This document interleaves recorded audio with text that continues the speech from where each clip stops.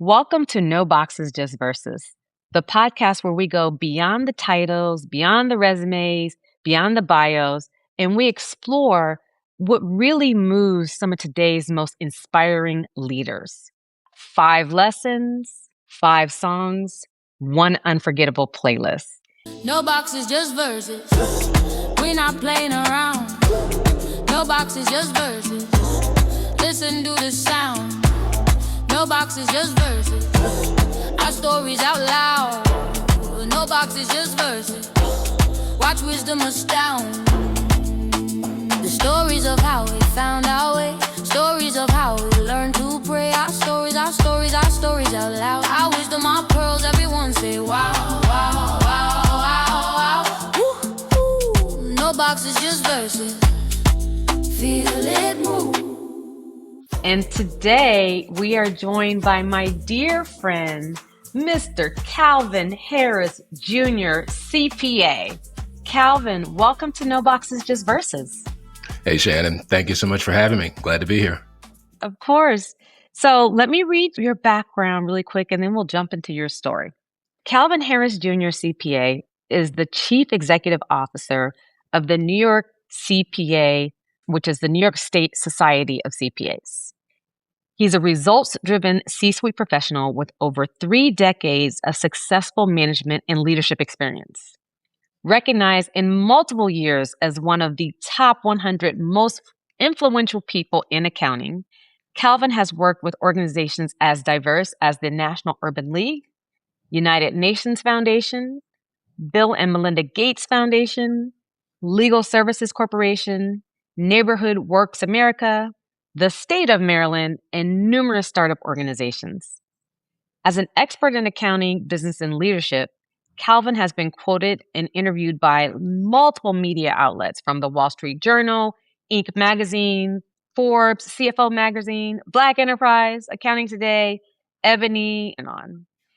As I mentioned earlier, Calvin is a CPA and he's licensed in the states of New York and Maryland. And what you'll learn later about Calvin, not in the bio, is he is an avid runner and he is a social media influencer, which doesn't normally get a title that goes to CPAs, but you definitely earned that one, Calvin.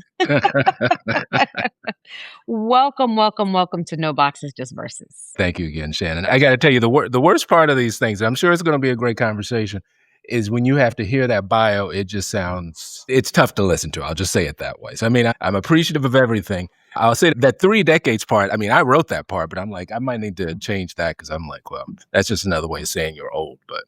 Definitely not old. I will say you're seasoned. You're seasoned. Yeah. How about that? Lots of seasoning. And I would also say take the flowers because you earned every single one of them through blood, sweat, and tears for sure. So I know it's hard to hear, but I love to read them because I absolutely am a fan of giving people their flowers while they're here. Well, heavens knows. Thank you much. So let's start with a young Calvin. Where are you growing up? What is he dreaming of? What is he, imagining? The song that you pick, and I love this song, Lean on Me by Bill Withers. So take us through your beginnings. Yeah, well, see, I'm up in New York, but I'm a Marylander. I grew up in Maryland, just outside of D.C., at the DMV in Oxon Hill, Maryland. Born in Virginia, so I've got all parts of the DMV in me in some way or another. But believe it or not, the young Calvin was very quiet, very shy, very introverted, so much so that if someone met my parents, I would usually try to hide behind them before they would be introduced. Now, quite frankly, I'm a pretty tall guy, 6'4", somewhere around there, and I've always been pretty tall, so hiding was a little silly, but yeah, I was very shy. So the lean on me part really matters because I can think of a lot of cases where there were adults, certainly my parents, many teachers, and an administrator or two, really, principal or two, to where they really had a big influence on me and helped me come out of my shell. So whether it's my high school band teacher or the high school principal, certainly my mother, who was a bookkeeping teacher, there were always these adults, whether in school or home or my church, that always were able to help me out. So I always felt like I was leaning on those people to help me become my best self. Let's talk a little bit more about like when you were in high school and the influences. You mentioned bookkeeping. Talk a little bit about how that came about for you because it actually plays out for the rest of your life. Yeah, how about that? So my late mother, was a high school bookkeeping and typing teacher. I'm not even sure if there are typing teachers anymore, but No, they're she not. And I took that in high school too. right, It's actually kind of right. required. Right. Well, look, to me, it was like an easy A because I don't know if she was supposed to, but my mother would bring home the typewriter from her high school. And I, as a, no, 8, 9, maybe even younger, was typing because I thought it was fun. But, turns out that was actually helpful later. But she also did bookkeeping and I would read her textbooks. And I was good at math. And my father was a math major in college. My mother, well, she was a high school teacher, so her focus was on education. So I was very interested in business and I was good at math.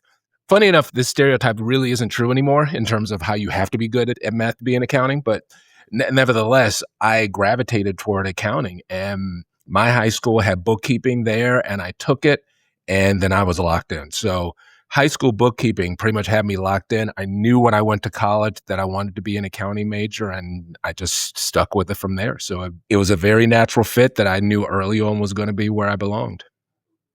It's so funny, Kelvin, because we share that same Right. exact Right. experience. Like in high school, I took typing, did really good. I have long nails. Even with long Yeah. nails, I did really Yeah. well. I took bookkeeping as an elective and had a teacher who just poured into me and told me that I was good. And then my summer job also, and by the way, I'm also growing up in the DMV, just the Virginia side at the time. My summer job was working for a bookkeeper. Shout out to Tanya Baybrook at Numbers Inc. She hired me as a high school intern. So I had, my little office job with a bookkeeper, and they all were suggesting that I study accounting in college, which I actually wound up doing. But their influences at, 16, 17 years old was huge. That's true. That all makes a difference. And now that you say that, it reminds me that now at this time I knew I was going to college, but between the end of high school and the start of going to college, my first office job was at an accounting firm, the Alexandria. So, I touched Virginia as well, the Alexandria, Virginia office of Watson Rice, a Black-owned accounting firm. In fact, I know people at Watson Rice to this day. So that was my very first time being in an office environment and being around professionals. And it was pretty exciting stuff for a 17-year-old to be in a real Right. office and you would wear your church clothes, except you're Right. actually working. So that was a big deal back then. So yeah, I remember those times on how Oh, exciting it was to have your first job in an office. yeah, it really lays the groundwork for a lot of the stuff you wind up doing. So the other thing, Calvin, that I know about you is Yeah. that in high school, you played in a go-go band. And for my listeners who don't know what go-go is, I grew up in the DMV, as I've discussed many times, and the DMV stands for the District, Maryland and Virginia, just in case you didn't know. Right. And we had our own style of music. It's still there. And it's called go-go music. And it has the drums is probably what it's most well known Those for. Congo drums. Yep. The Congo drums, right? And I think that the mainstream songs that people may know is there was a song that came out in the 70s. I think it was in a movie by the godfather of go-go's name is Chuck Brown. It was called Bustin' Loose. I Mhm. feel like bustin' loose, bump, bump, Mm. bustin' loose with the horns. Give me the bridge now. Dun, dun, dun, dun, dun, dun, dun, dun, dun, dun, dun, dun, dun, dun.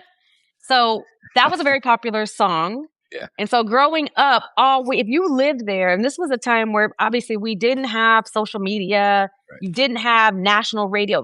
Radio was regional, and people actually listened to the radio to get their music. So for us, go-go music permeated our radio and our Yep. radio waves, right? Yep. And Yep. so you were actually in a band. How does a shy kid go from hiding behind his parents to playing in a go-go band?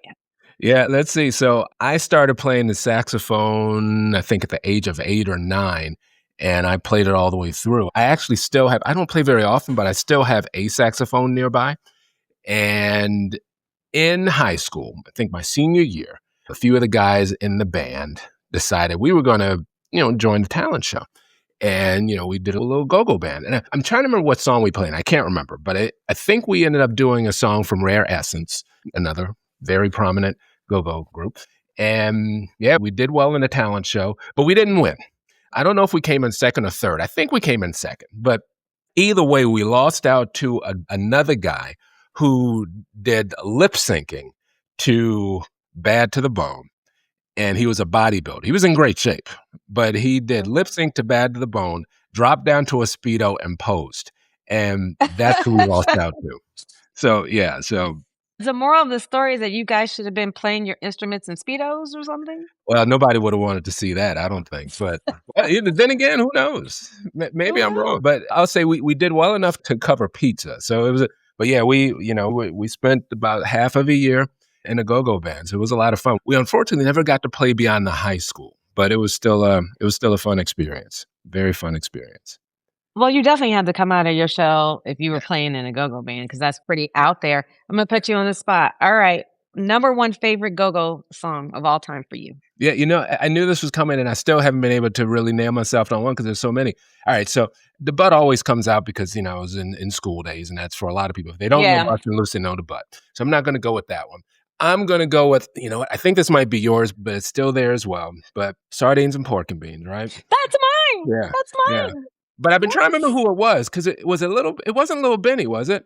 Definitely wasn't Chuck. Is it Rare Essence? No, that's really bad. It's the Junkyard Band. Oh, it's Junkyard. Okay. All right. Well, I was going to say Junkyard next, but yeah. So Yeah. I think I was sharing with you, I could be anywhere in the world.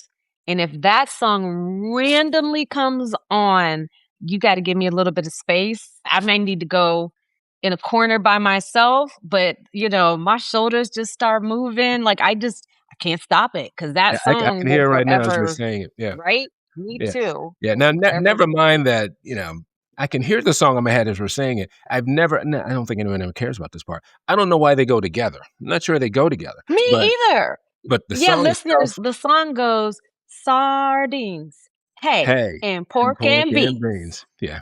which I've That's never it. eaten. That's it. I've Yeah. never had sardines with Yeah. pork and beans Yeah. No. ever in life because it actually doesn't sound Yeah. good. Sounds terrible, but it's a great song. Sounds awful, but it's a great great song. Yeah.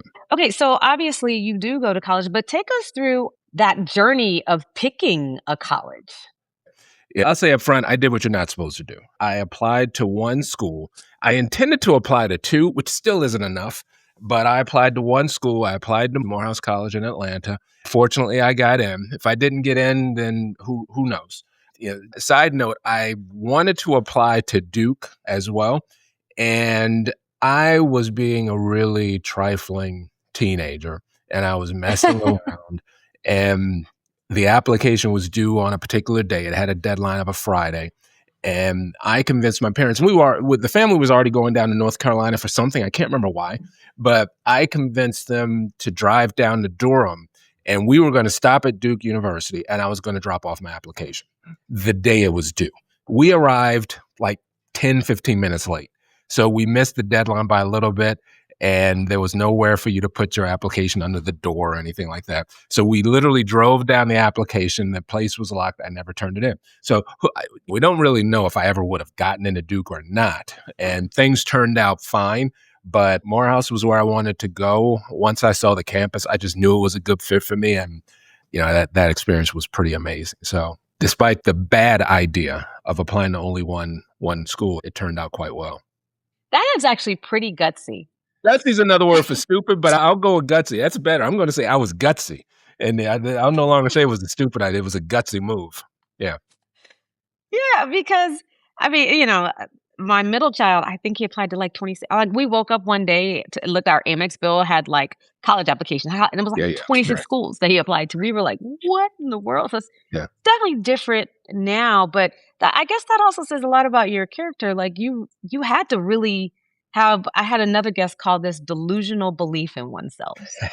And you had to have some type of delusion going on that you're like, I will get in here.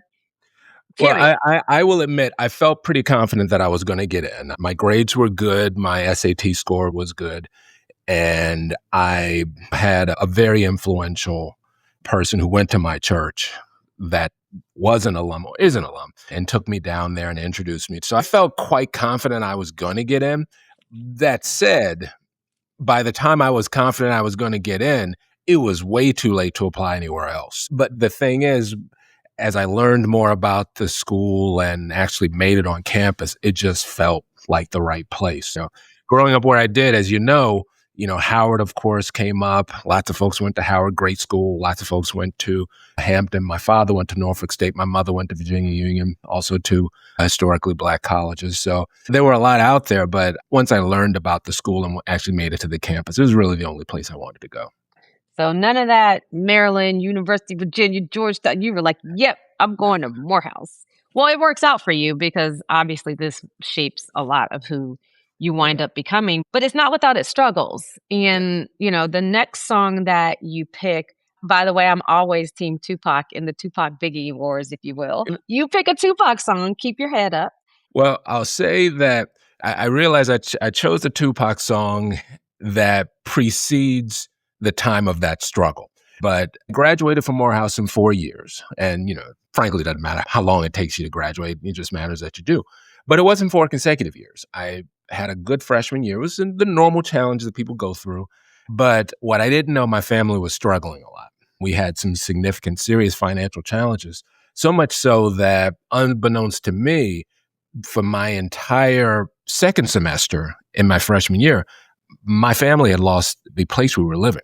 We were evicted from the apartment. They were living in shelter and hotels when we could afford it, in the cars. So I returned from campus and went literally in 24 hours from a dorm room to a homeless shelter. And I can tell you the thought of knowing just the day before that you were in your dorm room and you're looking up, I still remember even now, so many years later, I remember what it was like sleeping on a bunk bed, looking up there and literally thinking, oh my gosh, college was out, didn't even think about it. And it was suddenly gone just that quickly.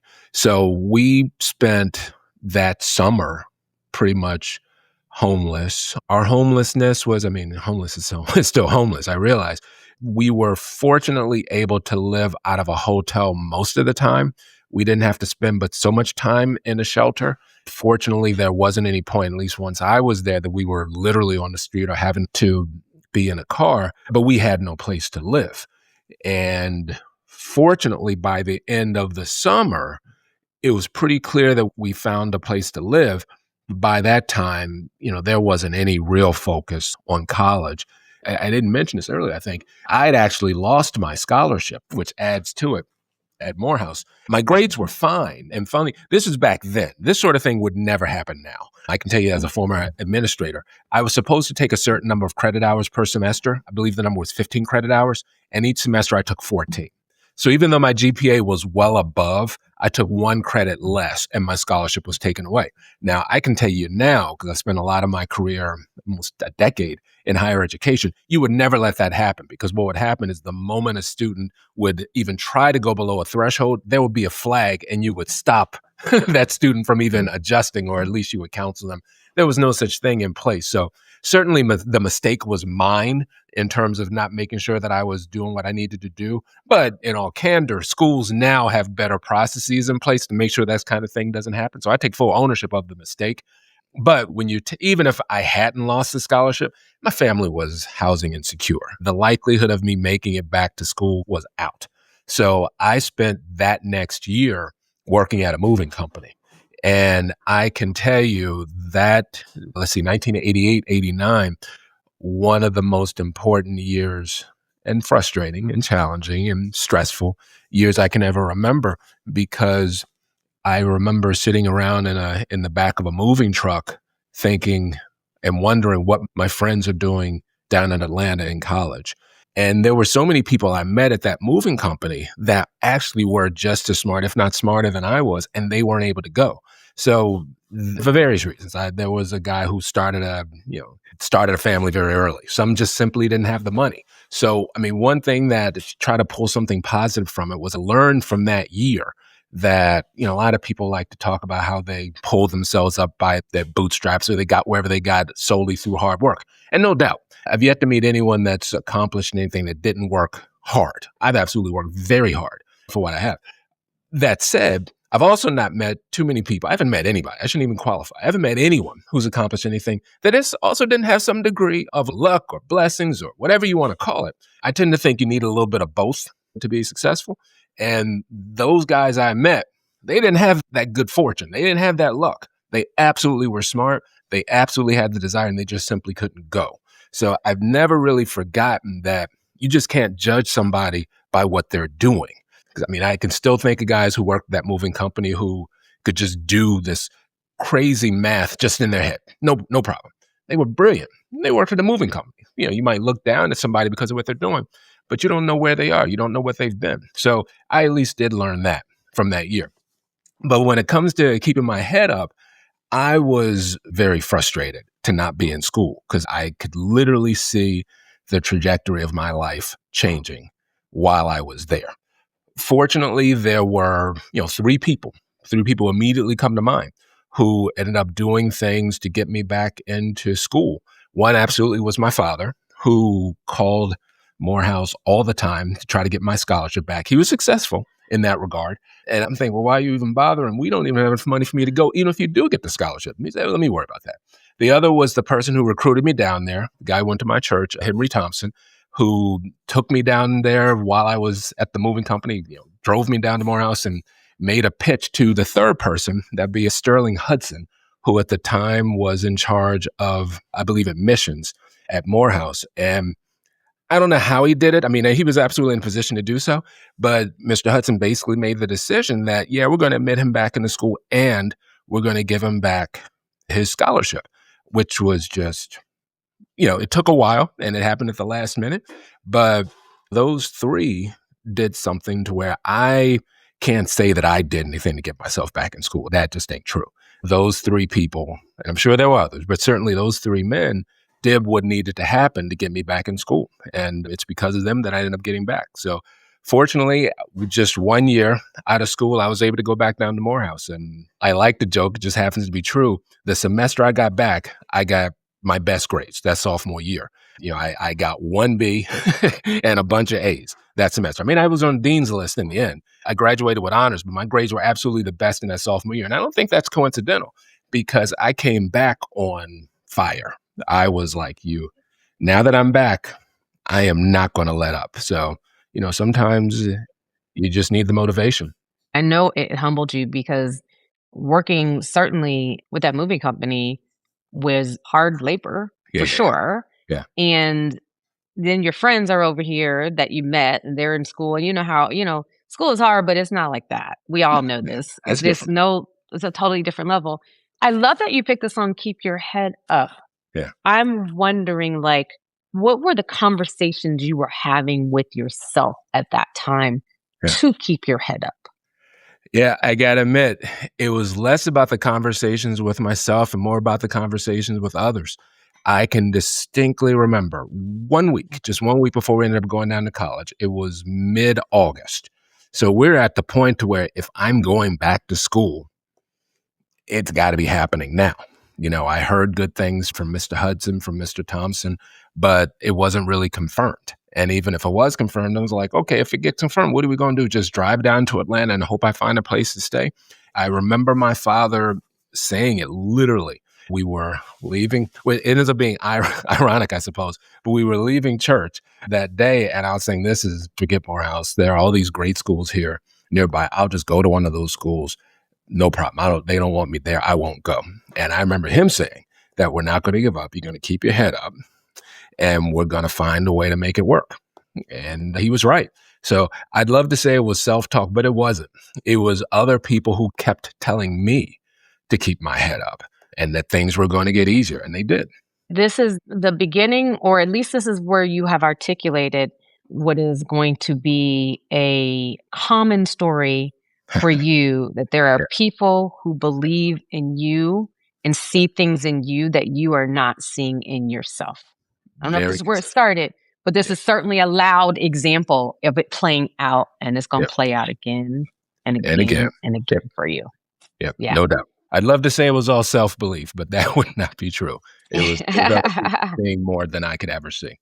Well, you go back to Morehouse, as you said, you are able to excel, you are able to graduate. And now you start your early career. Mm. So the song that you pick is Can't Knock the Hustle Yeah. by Jay-Z featuring Mary J. Blige. Take us Yeah. through some of your early career experiences. It started at Arthur Andersen in Baltimore. Baltimore ended up being an interesting choice, admittedly, because I did not want to work in DC because I was convinced that if I worked in DC, at a DC office for anybody, all I was going to do was government work. And I was convinced I didn't want to do that. My father was a government employee and he had an up and down time, admittedly. And I was convinced that it wouldn't be that fun. The irony is that the Baltimore office of Andersen took on the state of Maryland audit right when I got there. So I couldn't really get away from it.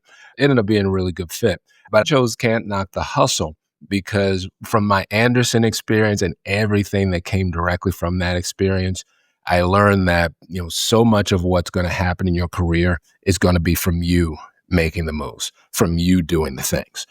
My parents' generation was one where you stay in one job and you work your way up the ladder and, retire with whatever you retire with. And there's nothing wrong with it. Nothing wrong with that at all.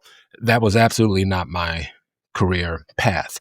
My career has been quite a few roles. I can very comfortably say that almost every move I made was something for an additional opportunity, promotion of some sort of opportunity I just couldn't turn down.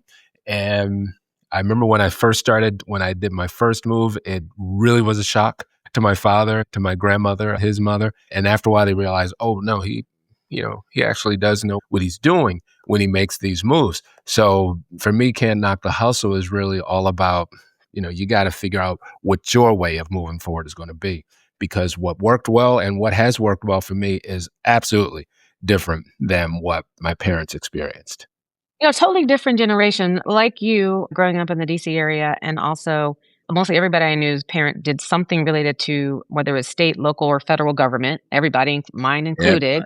Yep. And that was just like the blueprint for their generation. But by the time we came along, it was different. We had different opportunities and possibilities. I think it was just really interesting that you actually did, like me, we both chose to go back to the DMV kind of area. Baltimore's kind of close. And like you said, you worked on state of Maryland, so you had to be close to the DMV.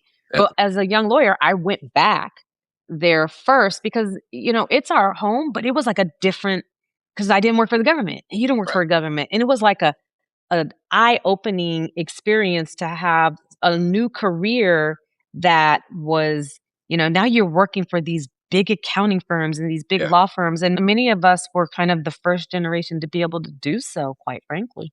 Yeah, there's no question about it. It's not lost on me that so few people of color were in these roles. And one of the great things about my experience at Morehouse, admittedly, was there was literally an expectation that you were going to do well, an expectation that you were going to excel. You didn't necessarily know how, but that was just like normal. In the Baltimore office, and there are many people there to this day I'm still in contact with, the Baltimore office of Andersen was rather unique in that it had folks at all levels. There was a senior manager who became partner, who was and remains a mentor, shout out Gray Smith. And one of the first when he became a partner, good friend of mine was, manager, senior, all along the way. You had that. So the support system was amazing. And truth be told, but it wasn't just people that look like us that were very helpful. I mean, one of the best pieces of advice I ever got in my career came from my assigned mentor who told me the piece of advice, which I've still keep to this day. And it was, and I'm going to paraphrase him though, but it was, that you should always be performing in the job you want, not the job that you have, which was something I learned that was critical. Early in my career, I wanted to be promoted to senior and I wasn't sure how to be senior in his role. And what I was told was that, well, we're going to put you in a position to actually do the work before you get the job. And then when we get to that quiet room where we decide who gets promoted, you'll get promoted because we'll be able to say you're already doing the work. So I always learned that from that experience that, and this is something that you are taking a bit of a risk because you're saying, okay, I'm going to do more than what's expected to move forward. But the reality is, and I tell this to younger professionals, especially all the time, is that it might sound harsh, but if you are doing exactly what the job description says, then you're not really doing anything that's earning a promotion. You're not really doing anything that's earning a bonus. Those things are for you doing what's above and beyond. For you to get to that next level, you absolutely need to do more than what's expected. You need to be a person that's going to be that go-to person. And yeah, you might end up doing more and not get any recognition for it. But I've found pretty consistently that it pays off in the end. Oh, that's great advice. I mean, the reality is you making yourself helpful and indispensable, especially when you're in professional services, to your senior, to your manager, you're their go-to person. Those are the people that get hit and Absolutely. in every setting. So, Calvin, you spend this time at Arthur Andersen, and I say this to a lot of young people. I think it is really important to get those what I call foundational jobs, whether it be at a big company, a big corporation, a big professional services, consulting, whatever, to get that job that is actually going to teach you how to be a professional. They have good Absolutely. training. They teach you how to communicate. They teach you how to write. Even in the world of AI, you still need to know how to write and be like a critical thinker. And I Absolutely. think these companies do an excellent job of that. For you, it was Arthur Andersen. For me, it was KPMG. I think that it's very similar training. You get the Absolutely. training, and Absolutely. where do you go from there? First, I want to amplify what you said because I think that's so true. And it's funny even when I think about Anderson, so maybe a month or so ago, it's actually still on my LinkedIn feed. I think I even has a feature, but after Anderson went down, there's a Anderson and is this now, risen back up. And I remember going to the Anderson office, and there they had the doors. And if you were an Anderson employee, the doors were everything because those doors were in every single office, irrespective of where you were around the world. And I just jokingly said, hey, do you mind if I take a picture with the doors? And I took a picture of the doors. I put it on my LinkedIn social media, and the response was just crazy in terms of the number of people who were at Anderson and talked about their experience there and talked about there. So, for so many of us that worked there, it was absolutely a foundational thing. It was where we learned to be a professional. It was how to be a professional, and you just forged those relationships. And really, to that point, it was from Anderson that I ultimately ended up going to a client. I spent 1 year at a small firm because I thought maybe I want to be in public still, and it still wasn't a fit. It just, Anderson was so great, I just didn't necessarily want to be in public accounting anymore. I ended up going to Morgan State University, which was one of my clients at Anderson.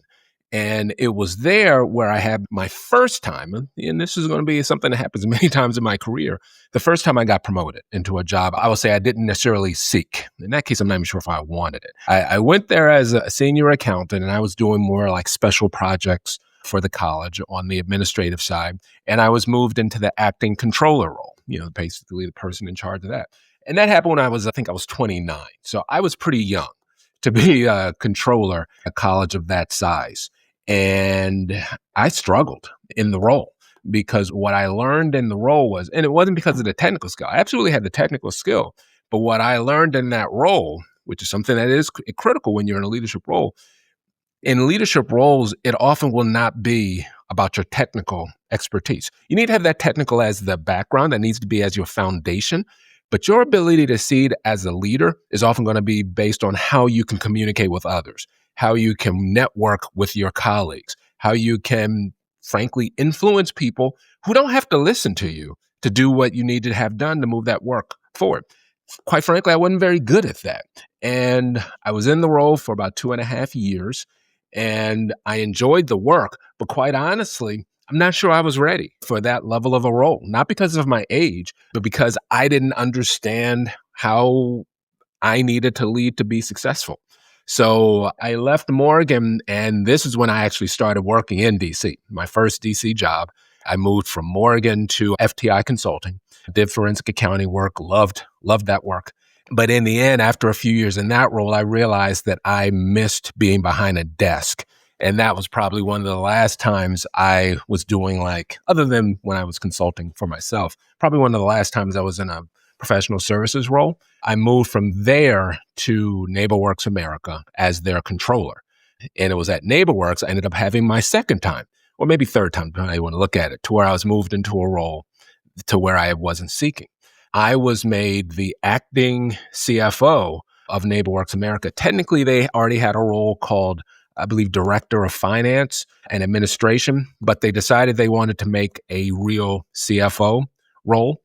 And funny enough, this will be kind of like a dated reference because it'll make sense if you think about it from maybe a decade or so ago. But coincidentally, I was traveling internationally. I was on a vacation in France, of all places. But at that time, now if you're anywhere around the world, you can stay connected with your telephone. This was the early aughts. So there was barely any Wi-Fi where I was. So I remember getting off of my plane when I landed back in the States, and there was a phone call from my director of HR and from the CEO of the company. Well, controller does not normally talk to the CEO unless something's wrong. So I called the director of HR first, and she said, okay, your boss, the director of finance, has been let go, and the CEO wants to talk to you. I'm like, I don't want to talk to him because of that. I'm thinking we're firing everybody today, and I Right. just spent money on this trip. But I ended up talking to him. He said, you don't have anything to worry about. Let's talk about it on Monday. Come into the office, and he said, I'm creating the CFO role. I want you to be the interim CFO while we figure this out. Now, I'm in my mid 30s. I'm like, I don't want to do this. I'm literally thinking, I do not want to do this. I like being a Wow. controller. I'm actually enjoying the work. I'm having fun. I turned it down. I turned down the job. And clearly, I remember it to this day, he was clearly not expecting me to say that because, he thought I was Right. ambitious, and I am, but I turned it down. I was like, because I'm still thinking of my experience at Morgan State, which great experience, but I was like, I know what it's like to be put in a role you're not ready for. And I'm like, I'm not going through Yeah. that. I'm good at this job. I'm staying a controller. He said, well, I didn't really think about that. Why don't you think it over? We'll give you the support you need. Try it out. And then after a few days, I was like, well, what the heck? I'll give it a shot. So I gave it a shot, and I wasn't good at it. I was not good at it at all until I got an important piece of advice from a friend of mine who was formerly my colleague. In fact, Rebecca, who was the director of budget. She was on the search committee that hired me as controller, and she was my colleague. But now in this interim role, she technically reports to me. And I remember her closing the door in the office and just saying, Calvin, you're treating me like your colleague and your friend.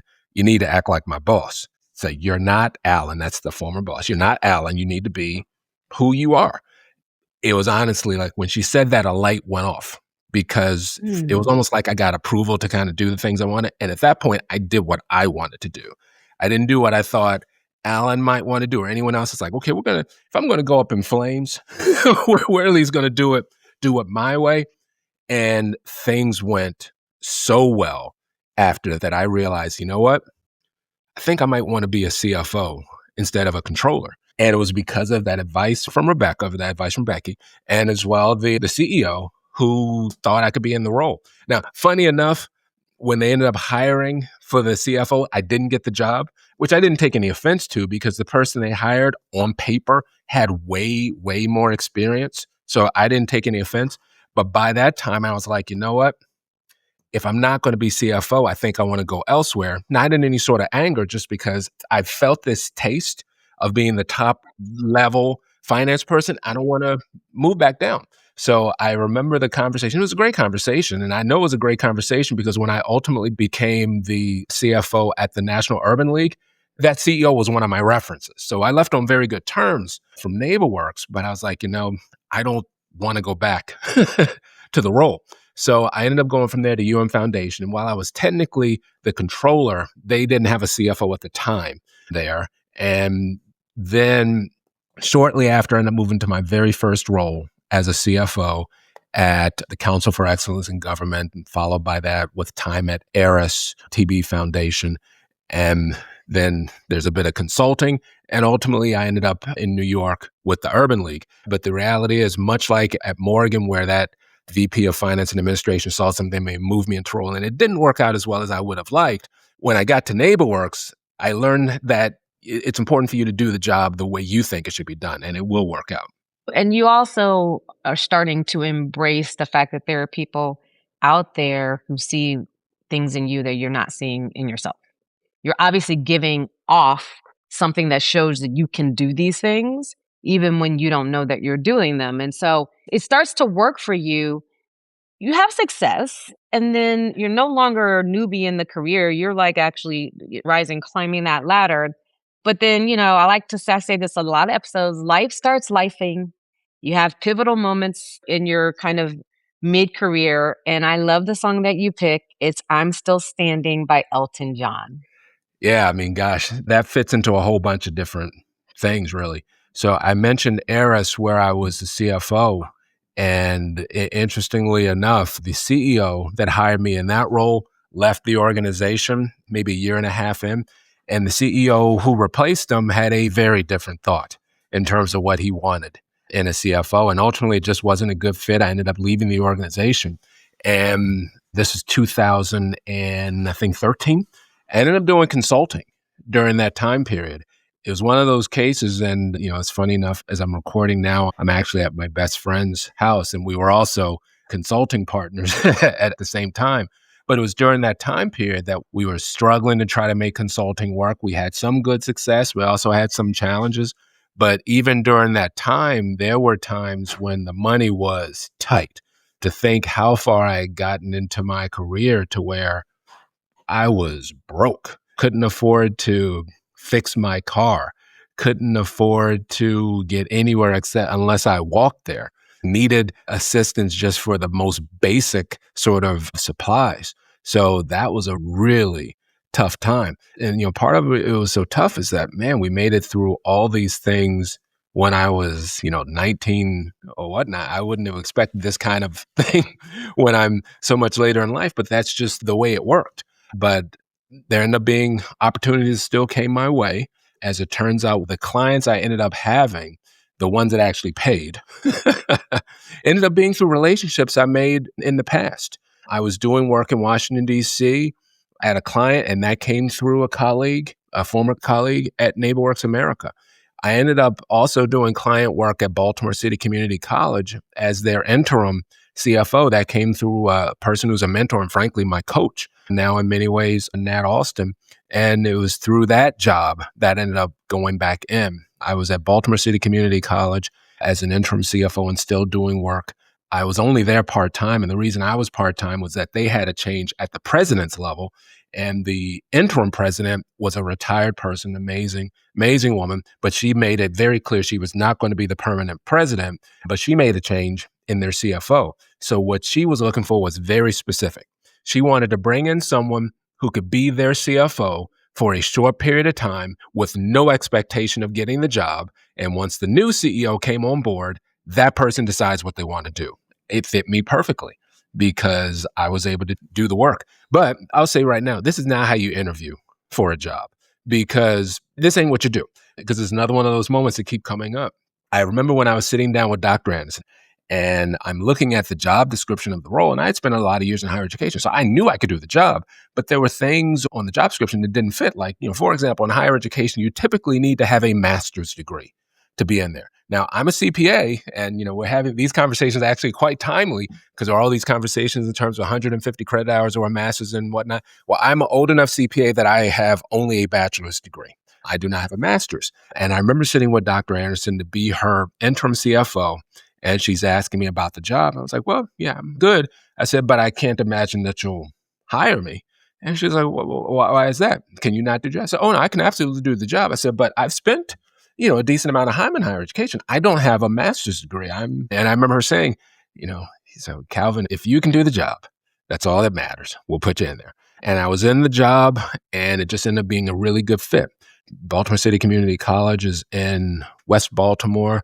It's a really depressed area, an area where that's one of the few schools, along with Coppin State nearby, to where people can go for higher education. So it was really important to Baltimore and to Baltimore City. So I'm really proud of the work I did there, because these aren't always students that are thriving, but they were always students that had the desire to move forward. The average age of a two-year college student was, at least at the time I was there, was 27 versus 17. So these are people who have had a lot of life happen at them, and they were still moving forward. And I remember in that role, a job that I almost tried to talk myself out of, when the new president came on board, things had gone well. They had some accreditation issues, and I and a number of other people played a large part in making sure that was no longer an issue. And I was working really well under the new president, but I was also doing some side work in D.C. And it came down to a point where the president at the time, I remember Dr. May, was like, okay, it's now time for us to have a permanent person. I was like, okay. And I was just kicking the can, because I was enjoying my flexibility. I'm working in Baltimore 2 or 3 days a week, working in DC 2 or 3 days a week, and I'm making it happen. And I remember him saying at some point, okay, well, here's what I need. I want you to be the CFO. And then I was trying to come up with these reasons. Said, well, I don't have a master's degree.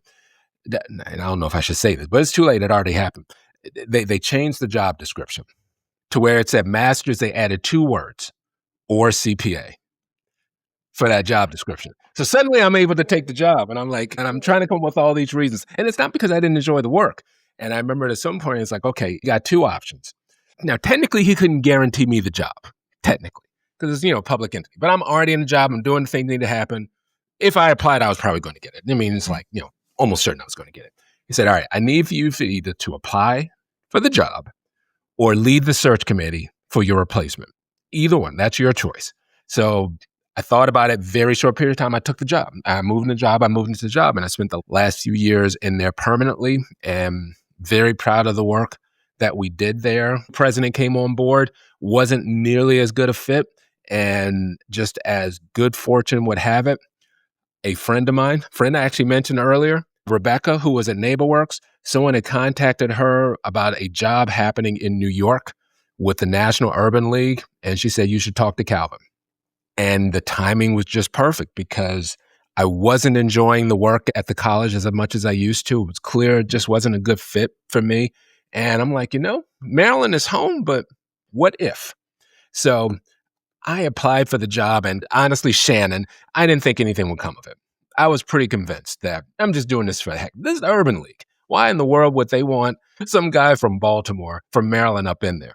One thing I do appreciate it. If you let me in the room, if I get a chance to talk to you in person, I'm pretty good at closing. And I ended up making it through the process and ended up at the point of sitting down with the boss, the guy who became my boss, with Mark Morial.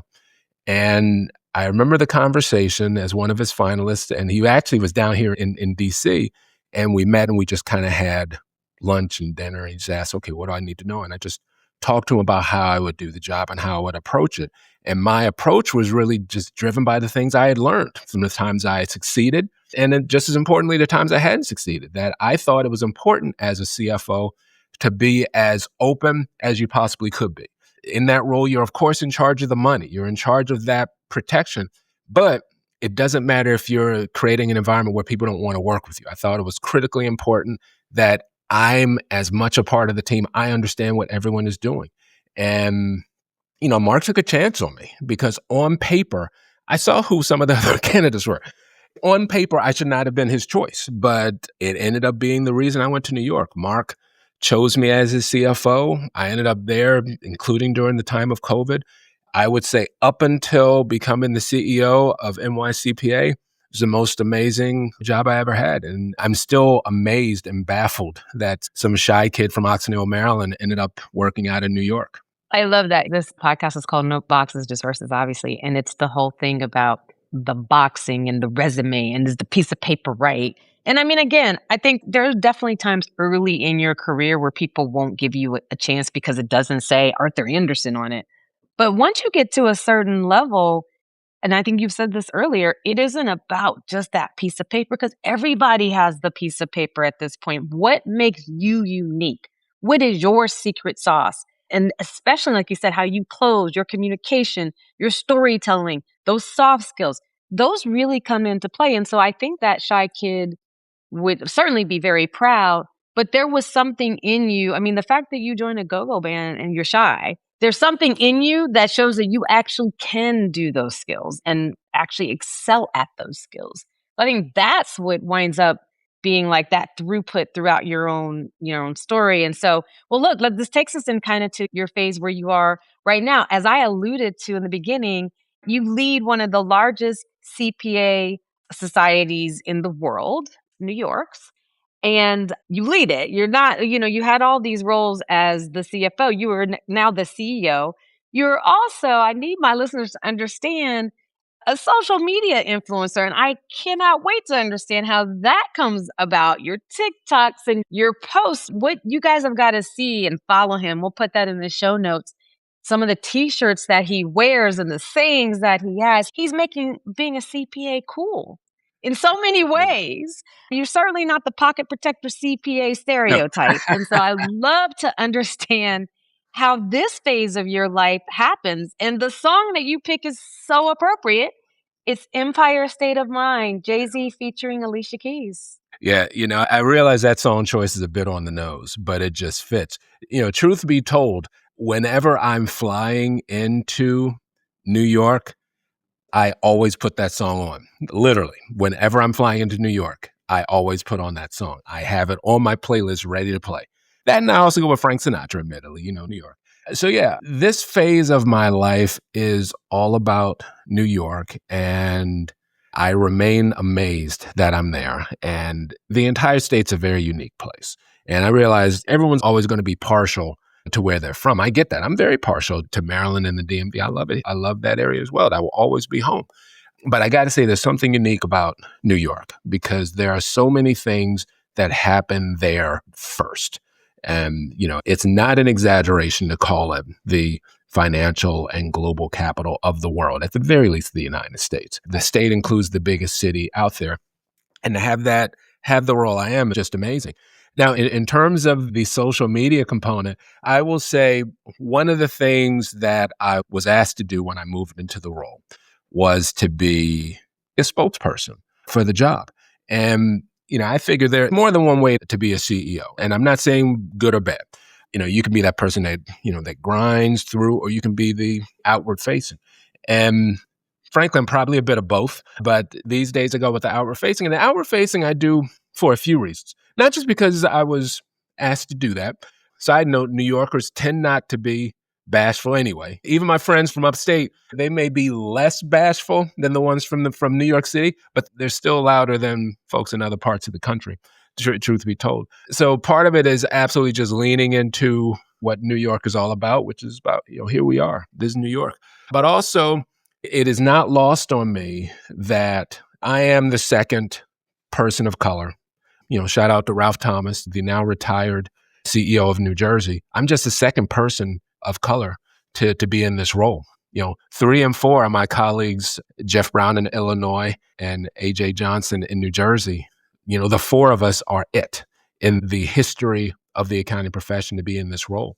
In the role of leading state CPA societies. In stating CPA societies, right, ever. Yeah. That's it. So I will admit, in that role, and also as a proud lifetime member of NABA and a past national chair, I was called national president at my time, but national chair is actually a more appropriate title. I took great solace and actually inspiration in seeing people who looked like me in roles that I didn't think I could do. So I feel a bit of an obligation to be out there and proud. And absolutely, as CEO, I represent everybody. And of course, I am representing the profession irrespective of race, gender, any of the above. I represent everybody.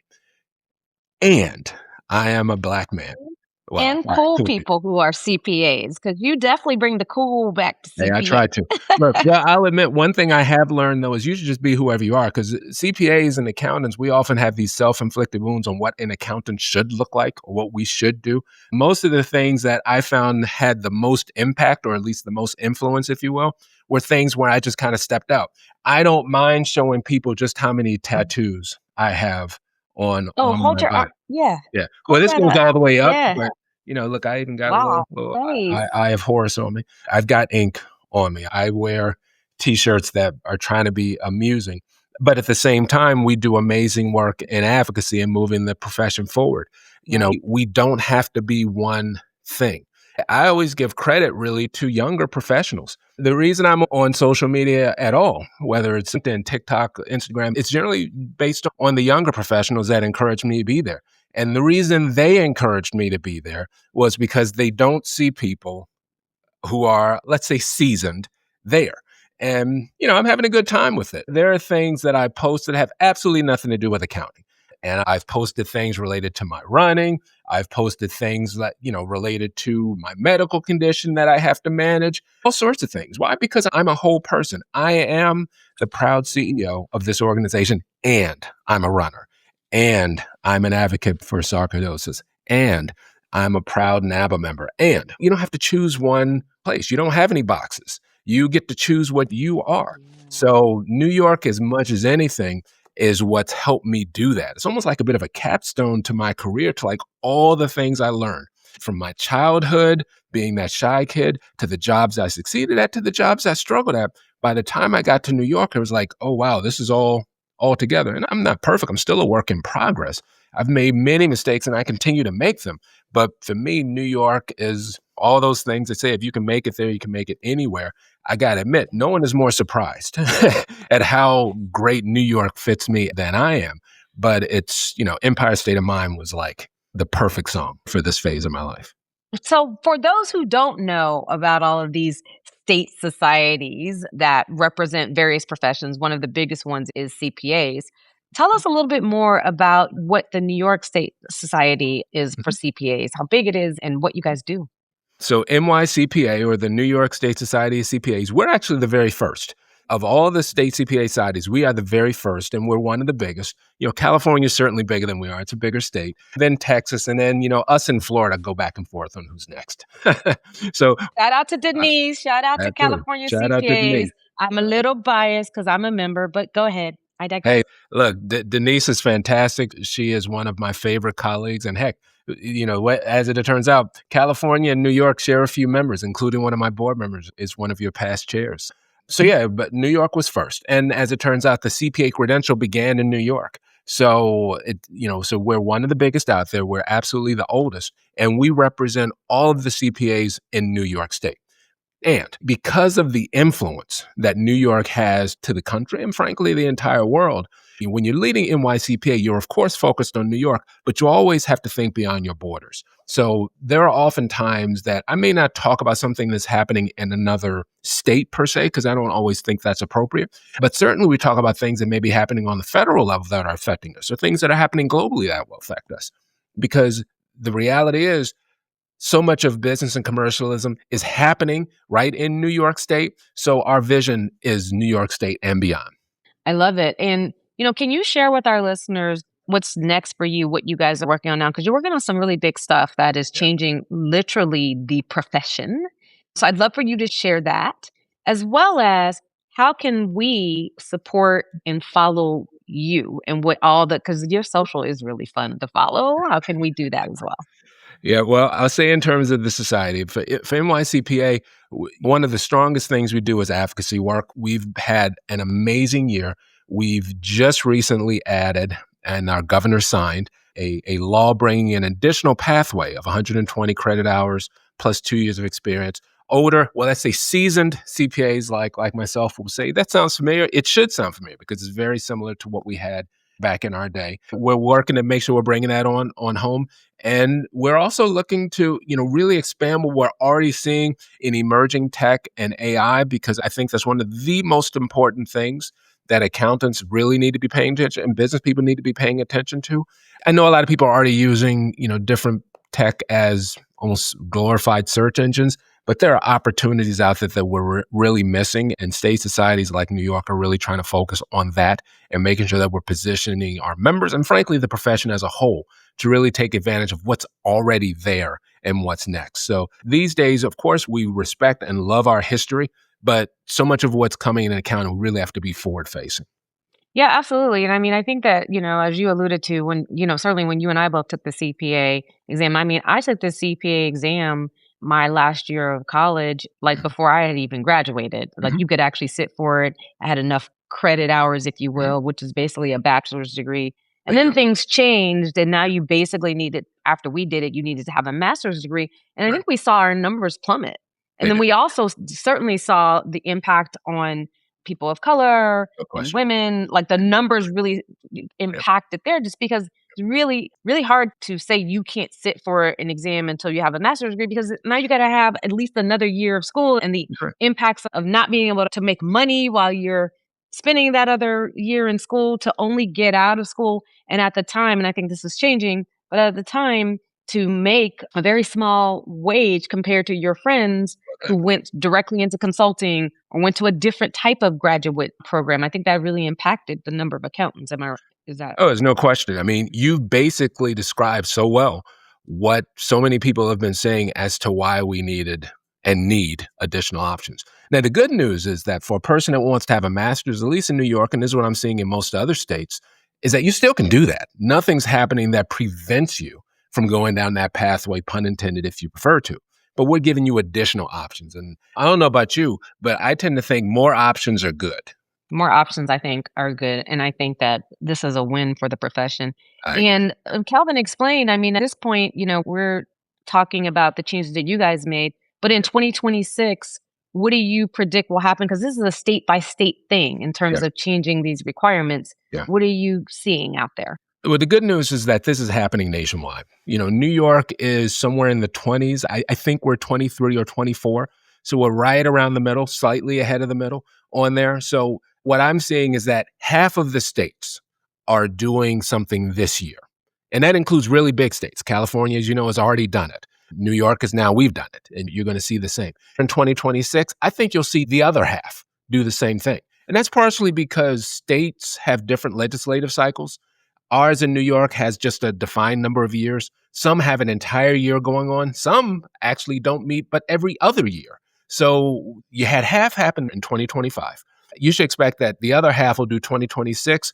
I think by the end of 2026, just about every state will have something in place. The effective dates may shift a bit, but I think there will be very few states that don't have an additional pathway by the start of 2027. Thank you for sharing that. Absolutely. Listen, I always end with asking my guests, what's that one song that you play?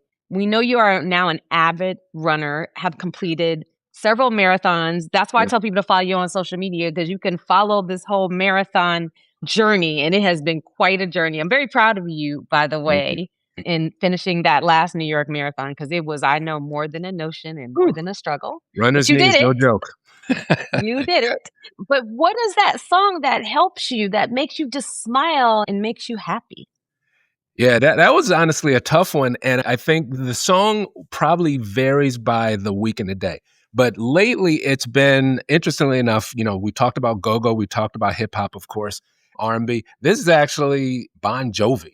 And I don't mean the big hair Bon Jovi of the 80s, the more seasoned Bon Jovi. It's my life, because the words in that song just really connect at this point in my life, because you say, it's my life. I'm not going to live forever. I just want to do it Yeah. while I'm alive. So it's like, for me, that song's like a reminder that, hey, this is all we have, and we need to take advantage of it and, feel and accept the blessings that are coming. And for the challenges, try to work through them, because this is all we have. It's my life. So that's my song right now. Now, you ask me this in a week, it might be a different one, but Bon Jovi gets the win. I'm suspecting take we it. didn't We'll expect take Bon Jovi to come up, but I Well, love that's Bon. why we do this podcast, because you can't judge someone's musical taste by their cover. You can't judge it by their resume, by their boxes, by none of the things. You learn Yeah, so much about so many people, and yeah. I think that's a great choice, and Yeah, how it about brought a that? smile to my face. A kid from Oxon Hill, Maryland, wearing a Basquiat shirt, talking about John Bon Jovi. It does not track, but there you go. It tracks for no boxes. It tracks Track in well the for no boxes. boxes. Listen, Kevin, we've had such a good time getting to know you, know your journey, know all of the ups and the downs. But hey, you're, like you said, I'm still standing. And so we're going to Amen recap there. your songs, because, this will be the Calvin Harris Jr. list on Spotify. First, we started with Lean on Me by Bill Withers, followed by Keep Your Head Up, Tupac. Next, Can't Knock the Hustle, Jay-Z featuring Mary J. Blige. I'm Still Standing, Elton John. Empire State of Mind, Jay-Z again featuring Alicia Keys. And your happy song is It's My Life by Bon Jovi. Shout out for sardines and pork and beans, if we can. Oh, yes. How could I forget? And We got to give them some go-go.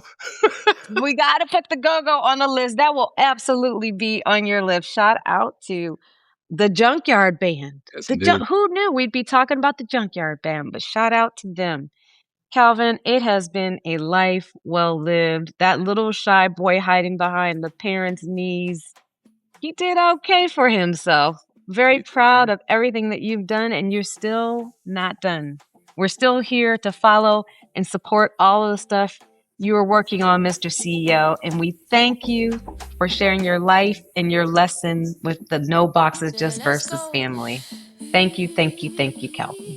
Thank you. No boxes, just verses. Listen to the sound. No boxes, just verses.